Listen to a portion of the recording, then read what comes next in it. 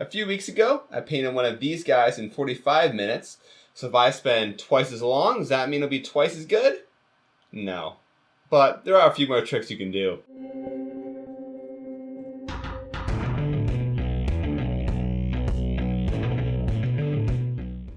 So welcome everyone, I'm Jason, the creator of the Tabletop Battlefield, and as I continue to work on my Warhammer, Age of Sigmar, Warcry, Stormcast Eternal Warband, I figured what I would do for the Paladin, who's kind of by himself in this particular warband, is spend a little bit more time, in this case 90 minutes to paint him up and see what I can do. So let's get started with that tutorial. And the first step, of course, is to paint these guys with a black spray primer, and I'm using my 3D printing tool, which you can find a link for the STL files to purchase those on my Etsy store in the description of this video. The first step is going to be a dry brushing of Rhinox hide. It's a dark brown color from Games Workshop's Citadel line of paints. I'm just going to kind of put this in some of the more recessed, quote, darker areas of the armor to represent the really worn, tattered, and dirty parts. I'm also going to apply a coat of this to the grip of the hammer, just kind of thinking a little bit ahead. So next up is going to be Desert Yellow from Army Painter's War Paint series. More dry brushing just to add some more base color to the armor. Next up, I'm going to take some gold. In this case, I'm using bright gold from Army Painter's War Paint series. Mix it with the Desert Yellow and do even more dry brushing. At the moment, I'm roughly mixing these colors about 50-50. And that gives me, kind of a worn down gold look. With this layer in particular, I am being very careful as to where I apply it. I'm not applying it all over the miniature. I'm looking for some of the areas of the miniature I know I'm going to end up making a brighter color. So start transitioning to some more gold over the Desert Yellow and do more dry brushing, just making the areas even a little bit more bright. Remember, your goal here is to definitely get a varied look to the armor, because you're going for that older, tarnished look. You want to tell the story this guy's been through many battles and somehow survived all of them despite the sheer brutality of Warhammer games. I mean, seriously, with the death rate in Warhammer 40,000 battles, how do you have a Space Marine captain to survive 500 years of war? You don't. And finally, I'm going to transit into dry brushing of just using the bright gold just by itself. And this layer is going to be the smallest of all the layers so far in terms of coverage. And if you want to dull things down just a little bit, let's go back to just pure Desert Yellow and dry brush some of that on just to kind of reduce the luster of some of the areas of the armor. Just like with the 45-minute Stormcast Eternal, I'm going to use some Shining Silver, some metallic paint from Army Painter's War Paint series. And I'm going to dry brush that on some of the areas of the armor I think the light would be catching, and use that to create a little bit of highlights to the gold. And this color, once again, is used very sparingly. If you find you apply too much, go back to some gold, dry brush over it, and kind of return that color to these highlighted areas. I'm going to jump to working on the little tassel that he's wearing on his helmet here, and that's going to be a multi-layer thing. First, I'm going to work with some leather brown. It's like a medium-ish brown color from Army Painter's War Paint series. Then I'm going to take some Evil Sun Scarlet, that's a red color from Games Workshop's Citadel line of paints, and kind of blend that into the leather brown base color that's already on there. And just do some little on the miniature mixing of the paints. Then I add just a tad of white into that Evil Sun Scarlet red to get a little bit of a pinkish color, and use that to highlight this tassel. It's time to bring out a lot of the details in the armor, and that's going to be done with a wash. I'm going to use in a brown color, in this case Seraphim Sepia from Games Workshop Citadel line of paints. The reason I did the tassel first is I'm going to be applying that wash to the recessed areas of that part of the miniature as well. Now this is not being applied to the entire miniature, it's just being applied to some of the recessed areas of the armor.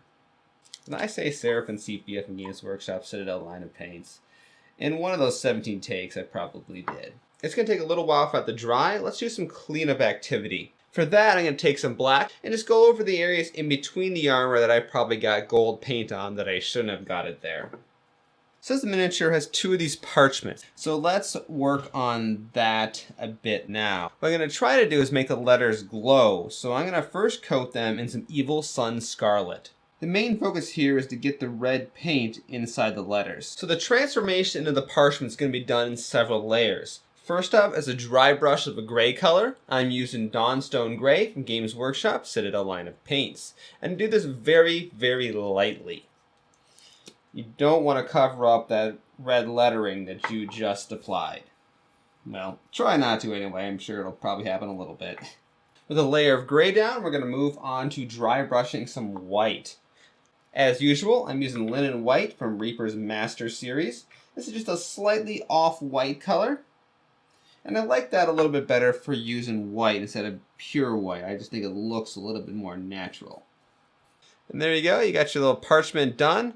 With a little hint of the glowing script. Just kind of implies some magical power there, or colored ink. Now, let's get a little really adventurous, right? Artificer layer, extra small brush. I'm going to go in and add a little bit more red to that script. Now, you want to be very careful and just apply it in very limited areas. You just want to make parts of it glow brighter red, like the whole thing's pulsing magically. So there we go, stands out a bit more, but gives the whole idea that the script is pulsing as it kind of flaps in the wind. Cool, I like it. Or it flaps as he's charging into combat, right? Because it's flailing behind him. Because, you know, that's what a guy with a giant hammer would do. I'm going to start working on all the areas that are going to be white icons. So his shin pads got one, shoulder, his gauntlets. One of his gauntlets has one little moon in the center here. So we're going to do that in a few steps. So last time that was a one-step thing. This is going to be a two-step thing. First, with some Dawnstone Gray. Adding a tiny bit of water here is not a bad idea, as it will help the paint flow a little bit better. So follow that up then with your white color of choice. So the gray base is used to create a little bit of contrast in the white. Therefore, you know, the icons don't look quite as nice, new, and shiny as they did in the other miniature. Now let's move on to work on a little, I guess, emblem or gem here in the center of his armor. I'm going to make that a reddish design. So I'm going to start with some leather brown. Very quickly follow it up with some Evil Sun Scarlet, but I'm going to leave some of the areas, or just around the edge, a little bit of the brown color. Then take some of your white, mix it with the Evil Sun Scarlet to get a pink highlight color. I'm going to put that kind of in the upper right-hand corner of this piece, because that's more or less where the light is coming from for this miniature. Repeat that several times, adding a little bit more white in each time, but painting in a little bit smaller of an area. Finally, for this part right here, I'm going to take some of my Seraphim Sepia Wash and just run it in the recessed areas around that emblem. We're making some pretty good progress on this miniature. I'm quite happy with how it's going. Let's jump over to working on the hammer. Now let me bring in our normal guy here to see a bit of a comparison.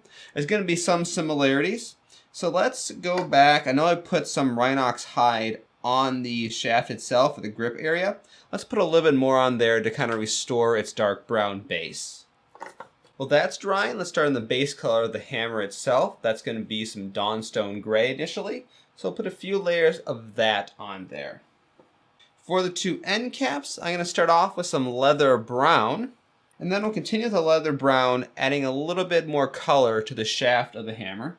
And we're going to repeat this kind of loop one more time. So let's go Dawnstone Gray on the face of the hammer, followed by leather brown on the faces of the hammer. Then I'm going to mix in some Kislev flesh, it's a Caucasian flesh color, into the leather brown to make it a little bit brighter, and just add a few more highlights to the grip of the hammer. Time to pull out some Nun Oil. This is a shade from Games Workshop Citadel line of paints. I'm going to run this in the recessed areas around the sides of the hammer here, just to really call those out and make them nice and dark. Alright, I'll come back to finish the hammer up in just a few moments. I'm going to start working on his, this cloak thing that they wear. I know it's not a tabard, it's something else. You know what that thing. Alrighty, you gotta work a little bit fast. We're getting down to the wire here.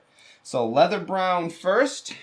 So while I've got the leather brown out, I'm gonna hit the belt and give that a base coat. So we're going back to the hammer, getting some of the linen white out, and we're gonna dry brush it till it's a nice white color. So I can let that dry for a minute. I am then going to take my dry brush. We're going to go into some of the bright gold and dry brush that on the faces of the hammer. Take the artificer layer extra small brush, and I'm going to paint these little icons on the end of the hammer shaft gold as well.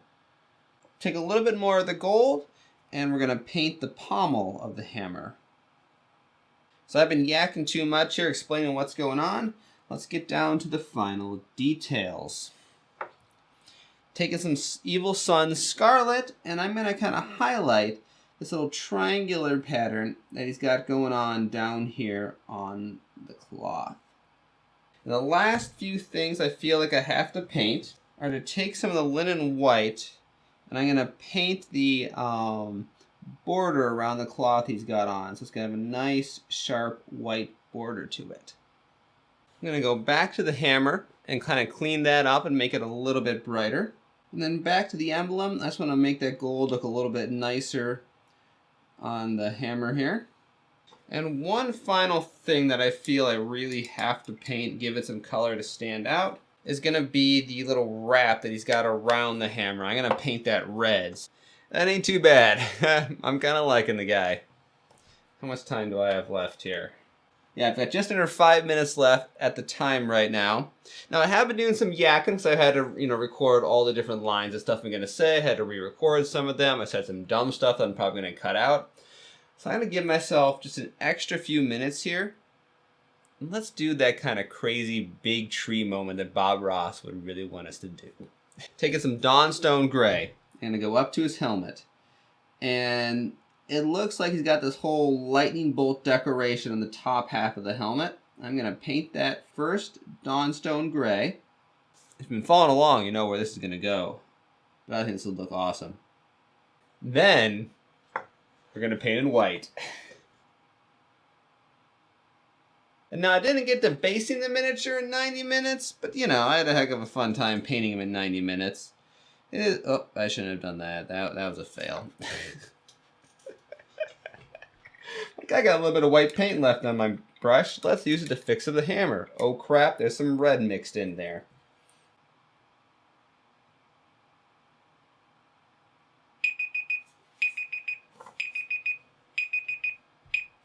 And there was 90 minutes. I got all the stuff in and a little bit extra. Well, there you go. Swap things around on it. Here's the 45-minute guy. Let me put him down. He's really not relevant at this point. But in the end, I'm pretty happy how the Paladin turned out for 90 minutes. I kind of like this idea of where you have sort of an arbitrary time limit that I got to work towards. It puts severe limits on what you got to paint, but in the end, it makes you actually paint miniatures, and that's what this process is all about. But what I think I'm going to do is I got one more miniature of the Warband. He's the leader. I'm probably going to paint him in a way where I basically give myself as much time as I want and see just how cool of a miniature I can come up with. Because it's been a while since I've done a really amazing paint job that's taken hours. So with that, thank you guys all for watching. Once again, I'm Jason, the creator of the Tabletop Battlefield. If you want to see more painting tutorials, including the next one in this series, hit subscribe. And if you like this video, hit the like video. I'm kind of surprised I didn't get a whole bunch of downvotes to the last one like I've had before in some of these Age of Sigmar stuff. But hey, it's pretty cool. All right, so there we go. With that, have a great week. I'll see you next time.